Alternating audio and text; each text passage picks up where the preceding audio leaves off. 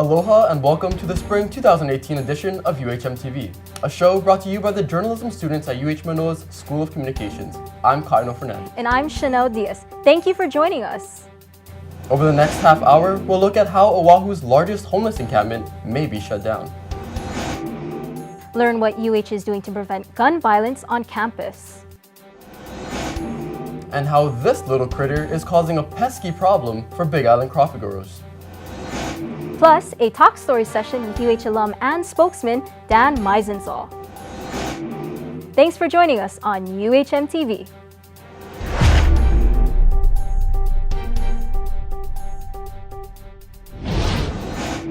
The largest homeless encampment on Oahu's west side is facing an uncertain future, and residents fear they may be evicted soon. Living in a village, being known as a community, amazing. Pu'uhonua o Waianae is home to almost 200 residents and is the largest homeless encampment on the west side of Oahu.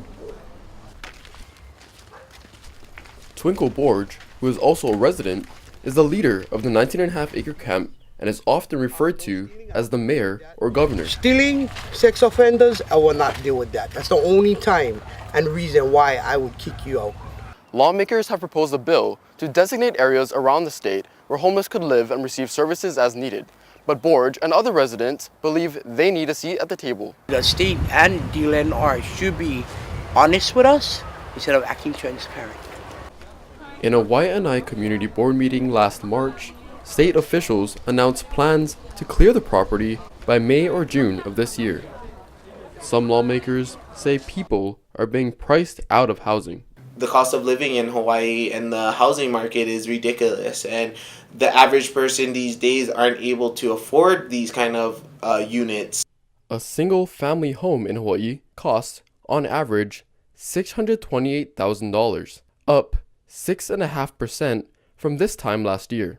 Zillow predicts prices will continue to rise, nearly 5% at this time next year.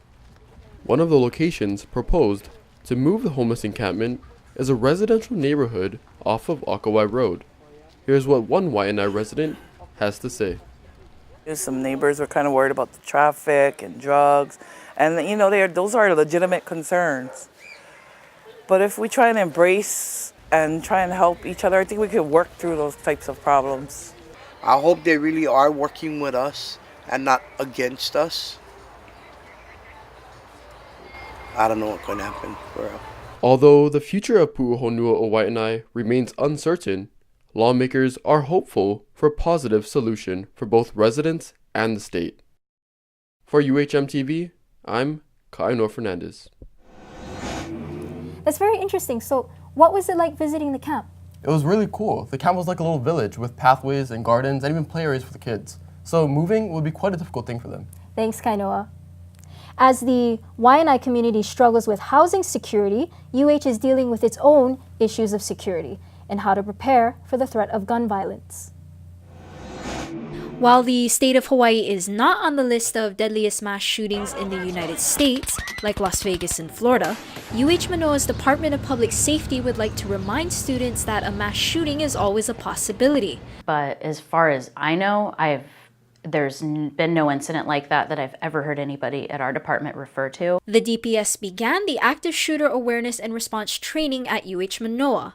It is a program dedicated to helping students, faculty, and staff become physically as well as mentally prepared in the wake of a mass shooting. Within the training, the students will learn about different measures and options that could save lives, as well as learning what to expect when DPS or law enforcement enter the scene. The program is available to all UH students, faculty, and staff. This is how you barricade the doors. This is the first steps you need to take. And then he had us kind of run through what it would look like if there was an active shooter. And we go really in depth on what we mean by run, what we mean by hide, and what we mean by fight. Manoa's Department of Public Safety has made it their mission to keep students, faculty, and staff safe here on campus, no matter how serious the situation is. The DPS would also like to remind the school that fighting should always be a last resort and a matter of life and death. So we have a lot that we're working on right now, starting with that exercise, but the building emergency plans we're also working on too and very excited about. While President Trump is urging teachers to carry firearms as protection for their students, many are against it, citing the possibility of more people getting hurt than saved. I definitely don't think that's a good idea. It's an opinion that I'm sure is shared by many, that it might not be necessarily the way to go. The DPS would also like to encourage students, faculty, and staff to subscribe to their e-newsletter for safety events, tips, as well as other helpful information on campus safety. For UHMTV, Chanel Diaz. Hawaii's false missile alert in January happened on a Saturday, causing mass confusion. Nicole Tam joins us now in studio to explain what public schools are planning in the event of a missile attack. Ka'ainoa, the Department of Education, says there is protocol in place, and that includes one emergency drill each school year. It's called the Shelter-in-Place Drill, which requires students to stay in designated areas until an all-clear announcement is made. At school, you have an authoritative figure, a teacher, you have the principals, you have the school administrators who know what the protocol is. So they're going to put that protocol into practice. So I think that our schools actually are ahead of the game in regards to knowing what to do when there's an emergency. Meanwhile, state lawmakers want to ensure everyone is prepared. Representative Jean Ward has introduced a bill to require schools to have enough emergency supplies for a 48-hour period. This is not to scare people, it's to be prepared. Awareness is preparedness. We've had a wake-up call. Now it's time to drink the coffee and go to work and make sure that this never happens again. DOE also communicates with parents through social media pages like Facebook and Twitter, as well as the department website. Thanks, Nicole. Turning to news now on the Big Island, coffee growers are struggling with a tiny bug that's causing huge problems for farmers, as Bronson Doria reports. Coffee is one of Hawaii's top exports. The market brings in millions of dollars to the islands. However, farmers are struggling with costs due to a tiny bug, the coffee beetle borer. The coffee trees are transitioning into the new season. As berries will appear on the trees in April or June, so will the beetle borer. The beetle severely damages the coffee seed, reducing yields and quality of coffee. In 2010, when the beetle problem was first noticed in Hawaii, it hit Kona coffee farmers hard. One year when it come dry, especially South Kona, I had to cut down all my trees. Burn them. I had to burn them. But things are getting better for Hawaii's coffee farmers. An organic spray is working at controlling the coffee beetle borer, and farmers are seeing some help from the state. I mean, it's a real problem for coffee farmers because it's, you know, a big extra step and big extra expense. There could also be a possible method in the near future that could eradicate the pest from the islands altogether. Cas9 or gene drive technology, where you have a very precise way to either move a gene or put a gene in or change a gene. In terms of eradicating a species like beetleberry borer, you could put a lethal gene into that population, and then that lethal gene would spread through the population, and the population would just collapse, it would die. If CRISPR is used in Hawaii with success, it could be used on many other invasive species as well. How soon will something like CRISPR be ready for the public? As of now, CRISPR is still in the research lab. However, it created a spark in the science community, and we should see some variation in use soon. Thanks, Bronson.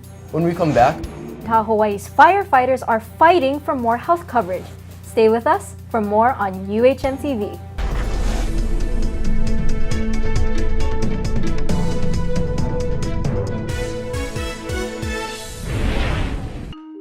Hawaii is home to one of the best universities in the world, the University of Hawaii at Manoa. Consistently ranked in the top 5% among national and international universities, affordable with resident tuition more than $4,000 below the national average, 200+ degree programs to choose from. Get a world-class education and experience. The University of Hawaii at Manoa.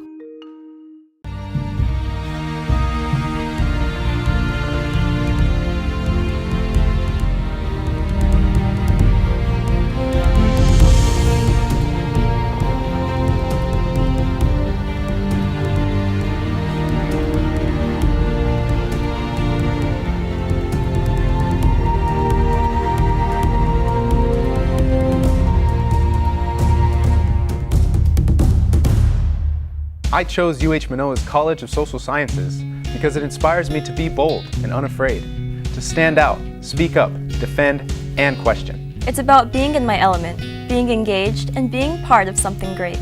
At the College of Social Sciences, we empower students to explore their interests, discover what they excel in, and learn how to apply their knowledge outside the classroom. Visit us today and learn more about us, because life is not one-dimensional and your college degree shouldn't be. UHMTV, a show produced by the journalism students at the University of Hawaii at Manoa's School of Communications.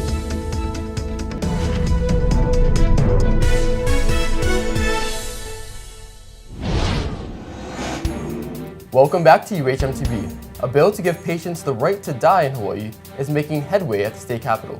Harrison Patino reports. Their blood is on your hands if you pass this bill. The Our Care, Our Choice Act looks to make Hawaii the 7th state to legalize physician-assisted suicide, allowing terminally ill patients to choose the terms of their own demise. While some call it death with dignity, others have slammed the bill, accusing Hawaii's lawmakers of playing God. In a tense hearing headed by Representative John Mizuno, those on either side of the argument gave passionate testimony to a packed auditorium. Prominent Hawaii lobbyist John Radcliffe urged lawmakers to allow cancer-stricken patients like himself to take their life into their own hands. My prognosis remains 6 months or less. There are good days and there are bad days, and this is a very good day. What would be bad is if this option for a peaceful death not be approved. Others blasted the committee for trying to play God in Hawaii's hospitals. Now you want to play God and legalize murder, and that's what this bill is. Senator Carl Rhodes, who supports the bill, assures critics that the bill doesn't seek to legalize murder. For the euthanasia, this isn't euthanasia. This is something you have to do yourself. In Rhodes' eyes, the act isn't in support of murder, but mercy. You know, watching somebody that you love die and just not being able to help them in any way, not being able to alleviate the suffering,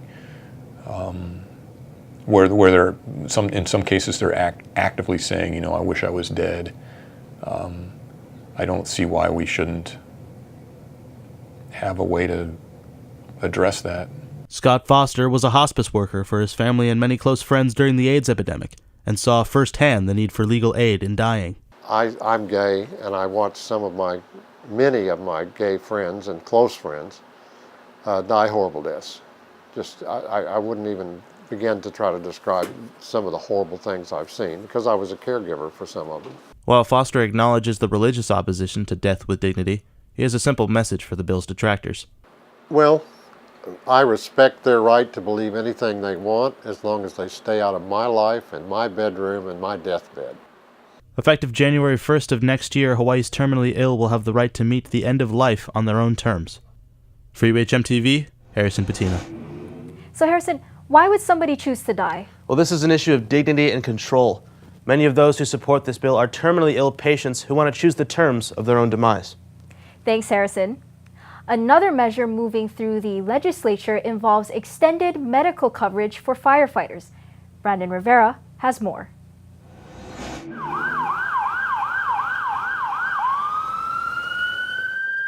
Cancer is the leading cause of death among firefighters, according to a study done by the International Association of Firefighters. The National Institute for Occupational Safety and Health recently found that firefighters in the U.S. face a 9% increase in cancer diagnoses and a 14% increase in cancer-related deaths compared to the general population. Researchers say that a major cause of this increase comes from modern firefighters being around fires that contain cancer-causing chemicals or carcinogens. There are ways for carcinogens to enter the body other than through breathing. A few known carcinogens include arsenic, benzene, formaldehyde, and asbestos. Asbestos was found in the deadly Marco Polo building fire in Honolulu in 2017. Firefighters exposed to carcinogens are more likely to experience cancer in their urinary, oral, respiratory, and digestive systems. The State of Hawaii Cancer Task Force performed an investigative study and found that local firefighters are also experiencing increased levels of cancer-related diseases.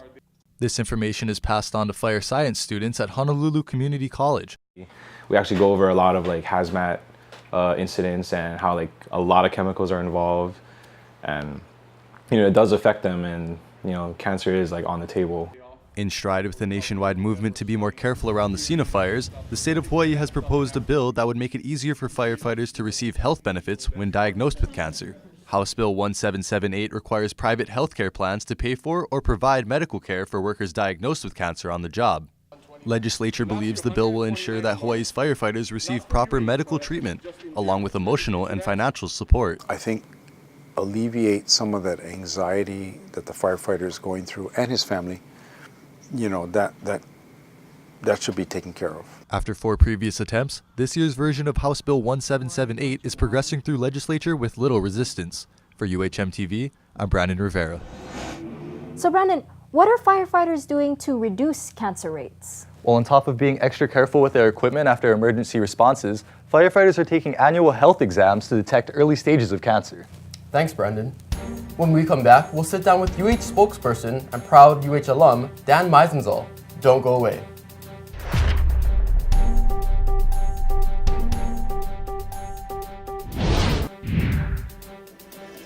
UHMTV, a show produced by the journalism students at the University of Hawaii at Manoa's School of Communications.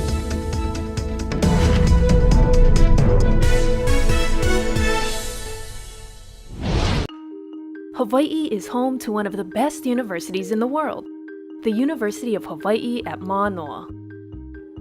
Consistently ranked in the top 5% among national and international universities, affordable with resident tuition more than $4,000 below the national average, 200+ degree programs to choose from. Get a world-class education and experience. The University of Hawaii at Manoa.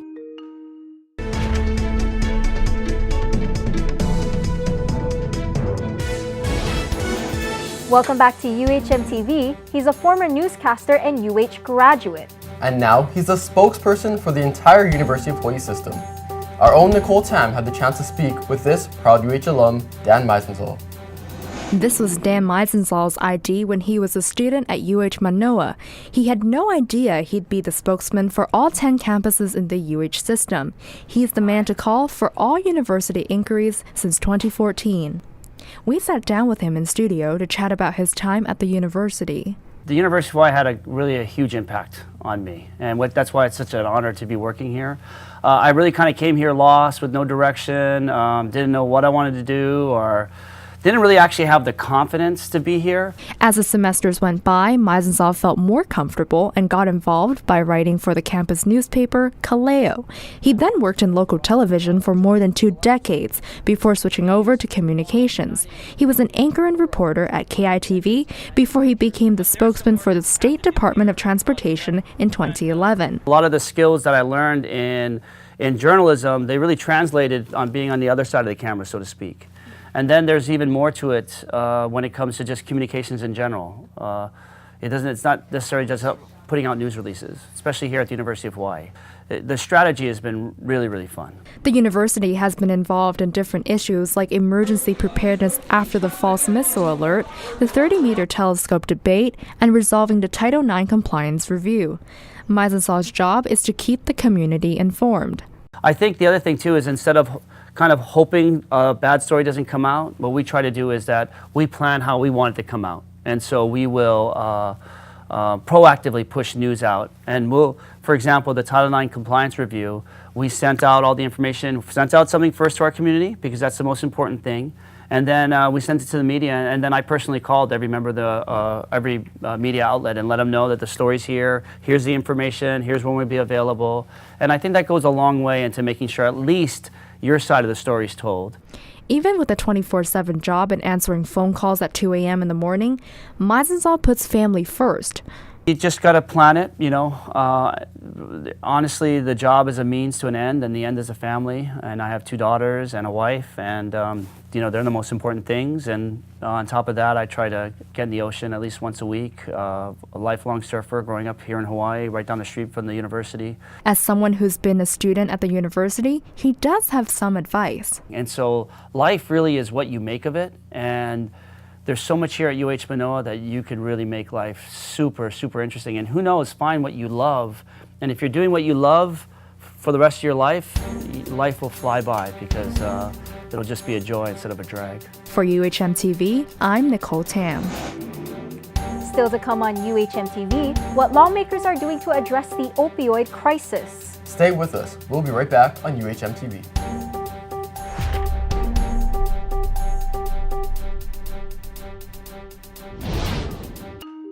Hawaii is home to one of the best universities in the world, the University of Hawaii at Manoa. Consistently ranked in the top 5% among national and international universities, affordable with resident tuition more than $4,000 below the national average, 200+ degree programs to choose from. Get a world-class education and experience. The University of Hawaii at Manoa. I chose UH Manoa's College of Social Sciences because it inspires me to be bold and unafraid, to stand out, speak up, defend, and question. It's about being in my element, being engaged, and being part of something great. At the College of Social Sciences, we empower students to explore their interests, discover what they excel in, and learn how to apply their knowledge outside the classroom. Visit us today and learn more about us, because life is not one-dimensional and your college degree shouldn't be. UHMTV, a show produced by the journalism students at the University of Hawaii at Manoa's School of Communications.